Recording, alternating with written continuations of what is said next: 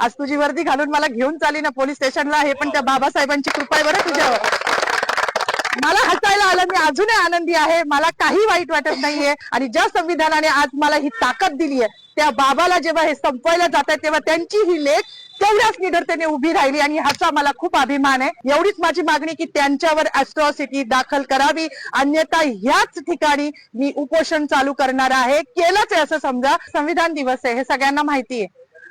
कुठल्या पण महापुरुषाने कुठल्या विशिष्ट जातीसाठी काम नाही केले आणि त्याच्यामध्ये स्त्रियांसाठी ज्यांनी काम केले ते माझ्यासाठी पुनर्जन्म देणारं व्यक्तिमत्व आहे. मग ते महात्मा फुले तर आहेच, ज्यांनी शिक्षण दिलं. त्यानंतर रघुनाथ कर्वे ज्यांनी संतती नियम देऊन स्त्रियांचं आयुष्य सुकर केलं.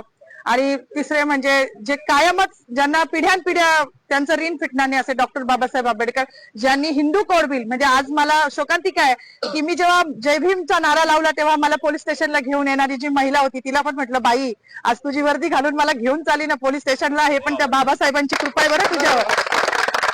मला हसायला आलं, मी अजूनही आनंदी आहे, मला काही वाईट वाटत नाहीये.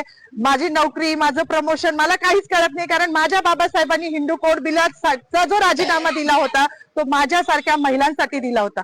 त्यांना माहिती होतं का भविष्यात माधवी जाधव जन्माला येणार आहे नाशिकमध्ये आणि ती माझ्या अस्तित्वासाठी लढणार आहे, नव्हतं माहिती. पण आमचं अस्तित्व निर्माण व्हावं, आज ज्या बसल्या आहेत ना तिकडे मंत्रिमंडळात डोक्यावर पदर घेऊन निवडणुकीपुरत्या, त्या पण बाबासाहेबांच्या जीवावर बसल्या आहेत. नाही तर विशिष्ट जातीने तेच काम करायचं असं लिहून ठेवलं होतं. चूल आणि मूल याच्या पलीकडे ह्यांच्या संविधानानुसार कुठला वाव स्त्रीला नव्हता. आणि ज्या संविधानाने आज मला ही ताकद दिली आहे, त्या बाबाला जेव्हा हे संपवायला जात आहे तेव्हा त्यांची ही लेख तेवढ्याच निडरतेने उभी राहिली आणि ह्याचा मला खूप अभिमान आहे. जास्त काही बोलणार नाही. गिरीश महाजनांनी जो बाबासाहेबांचा अपमान केला आहे तो भरून निघण्यासारखा नाही. म्हणजे त्यांच्या दृष्टिकोनातून पाप धुवायला आता कुंभमेळा येतोय, तिथे जरी त्यांनी नदीत आंघोळ केली तरी तो धुतला जाणार नाही, इतकं मोठं पाप त्यांनी केलेलं आहे. त्यांचं पाप जेव्हा संविधानाच्याच मार्गाने त्यांच्यावर अॅट्रॉसिटी दाखल होईल ना तेव्हाच ते धुतलं जाईल.